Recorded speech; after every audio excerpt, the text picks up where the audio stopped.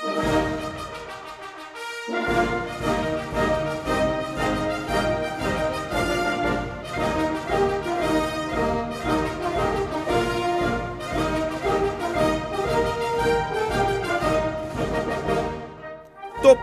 voor Limburgse wijnboeren en de Nederlandse dansdagen in Maastricht.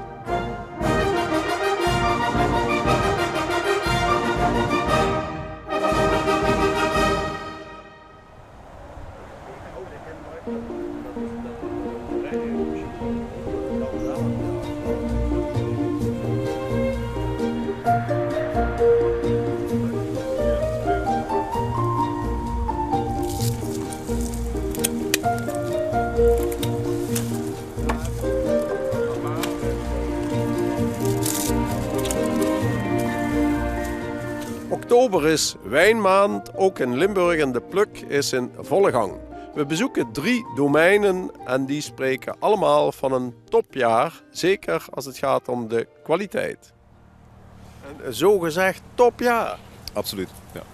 We kunnen nu ervan uitgaan als we de sukkers meten in de droeven, de zuren, de fenolische rijp, het zuurstoffen en de kleur van de droeven, dat zijn echt helemaal geel geworden. Dit is Auxerrois, een druivensoort, en daar kun je echt aan zien dat ze fenolisch heel erg goed rijp zijn en dat we dus een hele mooie rijpe wijn krijgen met een egale lange afdronk. Dat kunnen we eigenlijk nu al voorspellen, dus dat is wel leuk om te kunnen zeggen. En fenolisch, wat is dat? Fenolisch, dat wil zeggen als ze onrijpe groene tonen hebt in de droeven, dan dat precies aan de rand van de mond. Dat is niet mooi.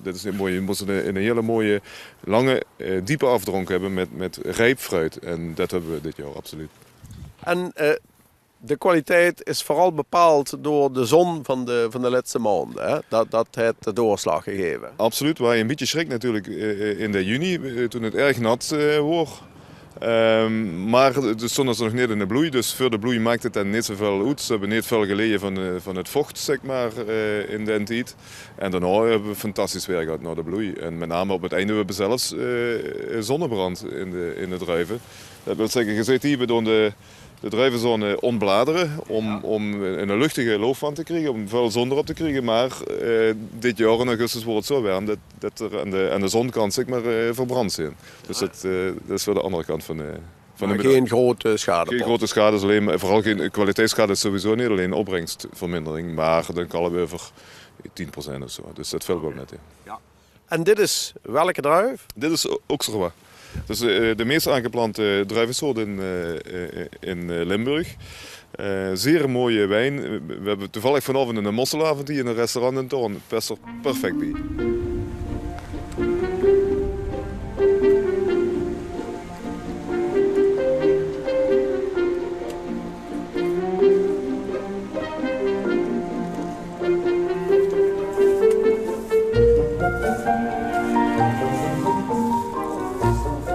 Ja, hier zijn we bij Le Coq Frisé in Epe, een relatief kleine wijngaard, halve hectare. Maar, dus daar komen ook niet zoveel flessen vanaf. Hè? Hoeveel worden het er dit jaar? Dit jaar? 2200, denk ik, meer niet. Okay. Het is de opbrengst is minder, maar het is wel een hele goede kwaliteit. Ja. Dus, waarom is die minder? Omdat het zo vorst is geweest in het begin van het jaar. Ja.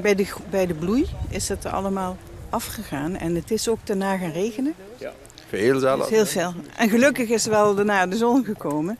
Dus de rest wat er nog is, wat goed is en geen krentjes geworden is, dat is perfect.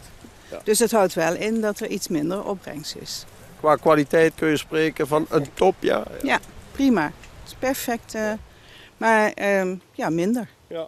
En wat voor soort druiven zijn jullie aan het plukken? We zijn nu de Pinot Blanc aan het plukken en de Auxerrois. Oh, oké. Ja. Ook zeg maar authentieke rassen. Ja, echt oude rassen. Klassieke rassen hebben wij. Ja, hier staan we op de Fromberg, zoals dat heet, met wijngoed van u. Dat heet CRS en is nog redelijk jong. Redelijk jong. In 2009 de eerste aanplant gedaan van 1,7 hectare. En eigenlijk was mijn intentie om het daarbij te laten. Hè? Maar kennelijk kan het een mens zo in de ziel roepen dat ze er door me doorgeeft. En inmiddels is het uitgegroeid tot 11 hectare in zijn totaliteit. Waarvan 10 op Vromberg, hier op de Vromberg. En die andere 1,2 hectare in Veilen. Ja. Dat is groot voor Limburgse begrippen. Welke rassen heb je dan overal staan? We hebben van de witte wijn hebben we Chardonnay, Auxerrois en Riesling. En de rode druiven hebben we Doornfelder, Pinot Noir en Cabernet Cortés. Ja. Dus in feite 6 hoofdsoorten van ieder 3.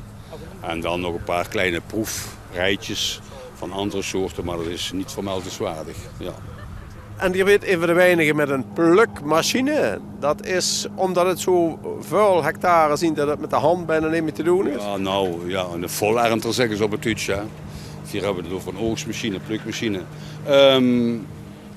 Waarom? Omdat de weersomstandigheden hier in ons land toch, eigenlijk heb ik de ervaring, onvoldoende vast en betrouwbaar zijn om weken te kunnen oogsten. En als ze zoveel hectares had, moesten of tientallen mensen hebben of je moest zo'n apparaat hebben. Met 11 hectare moet ik natuurlijk toch denken dat ik een andere marktpositie moet veroveren en aanpakken dan degene met 3 hectare. Hè.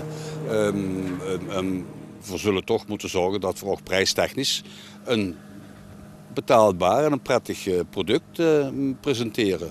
En dat de prijzen dan anders waren dan bij vele andere collega's, ja, het zij zo. Bovendien geloof ik dat we... Dat is een vuilwienstreken zo. Ja, het is zo. Ik geloof bovendien dat we de loyaliteit met elkaar moeten hebben. Dat dit een jonge wijngaard is. Ja? Veel productie. Hoe nog veel potentie in moet zitten. Dus laat deze wijn dan maar voorlopig even wat goedkoper op de markt komen.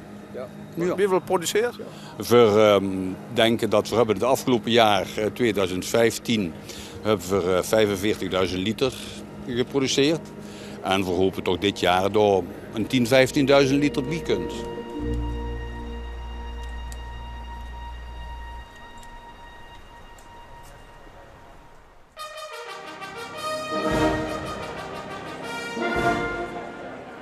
Het afgelopen weekende werd in Maastricht het festival de Nederlandse Dansdagen gehouden, waar alle topgezelschappen van het land aan deelnamen. De publieke belangstelling was groot en de prijzen, de zogeheten zwanen, gingen onder meer naar Igone de Jong en Anna Tsigankova.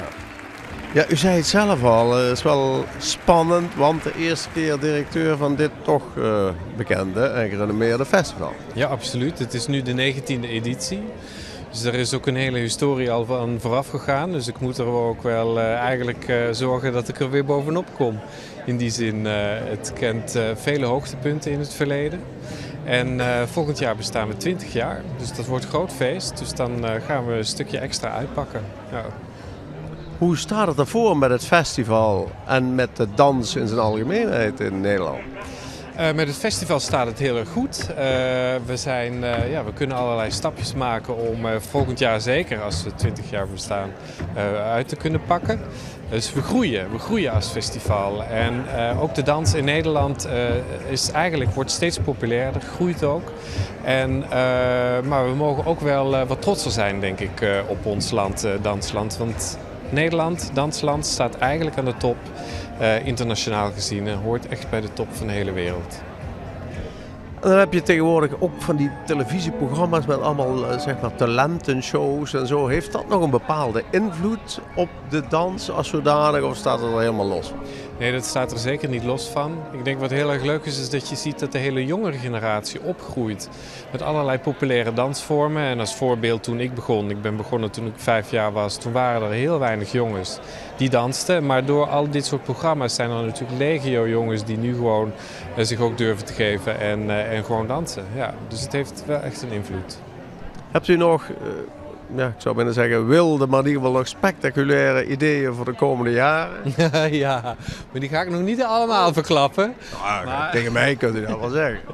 Nee, wat we in ieder geval volgend jaar gaan doen is een aantal choreografen de kans geven om hier op dit prachtige grote podium nieuw werk te kunnen gaan laten tonen.